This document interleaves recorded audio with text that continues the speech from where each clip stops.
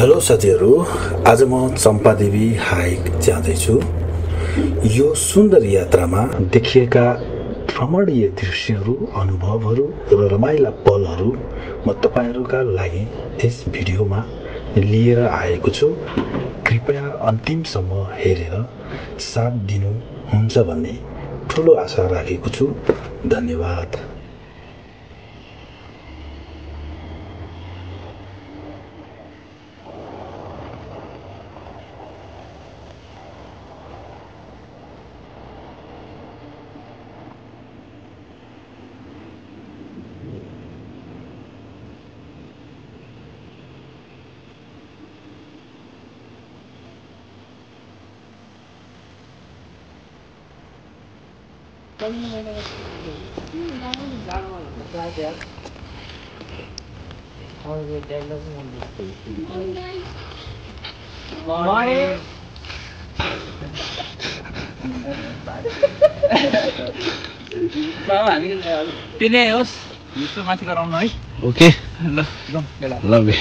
काठमाडौँको बल्कुबाट करिब 15 किलोमिटरको यात्रामा हामी हात्तीवन रिसोर्ट पुग्छौँ र त्यही हाम्रो गाडी पार्क गरेर हामी त्यहाँबाट हाइकिङ सुरु गर्छौँ।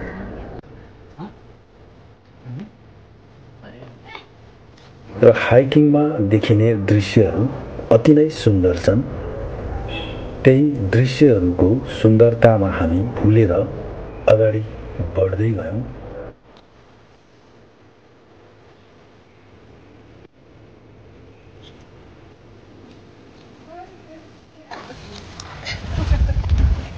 हाइकिङको रमाइलो एकातिर र आफ्नो रमाइलो हाम्रो एकातिर थियो।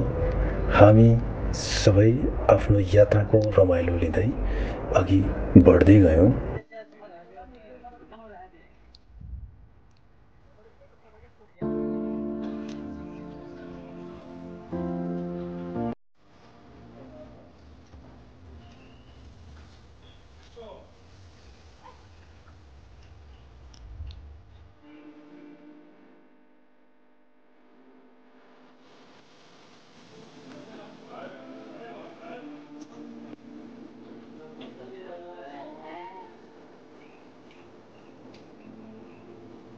यात्रा केही उकालो ओह्रालोसम्म बाटो थिए।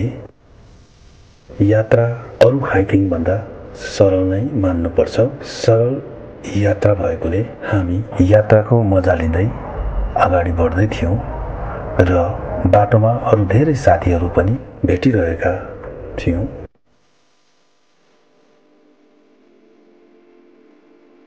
कहाँ जाने यहाँ त फेरि? आउने बाटो हो त्यो। कहाँ किन? उताबाट आउने हो क्या? यो हाइकिङ बाटो हो। तल फेरि कस्तो हुँसुनी हुन्छ त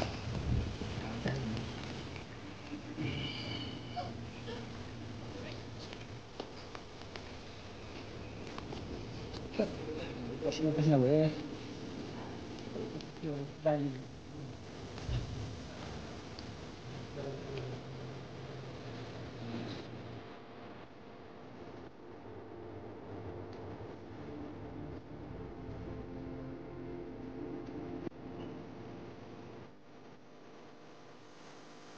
हामी अलिकति ढिलो भएकाले घाम पनि चर्को लागिरहेको थियो।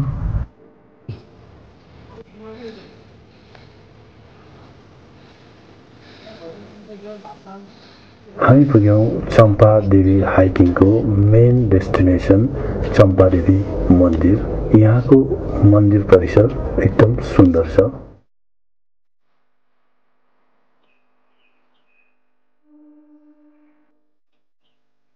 मन्दिरको पूजा गरिसकेपछि हामी भोकाएका हुनाले हामीले हाम्रो खाना तयार गर्दैछौँ। खानामा हाम्रो चाउचाउ, ससेज र अन्य खानेकुराहरू थियो।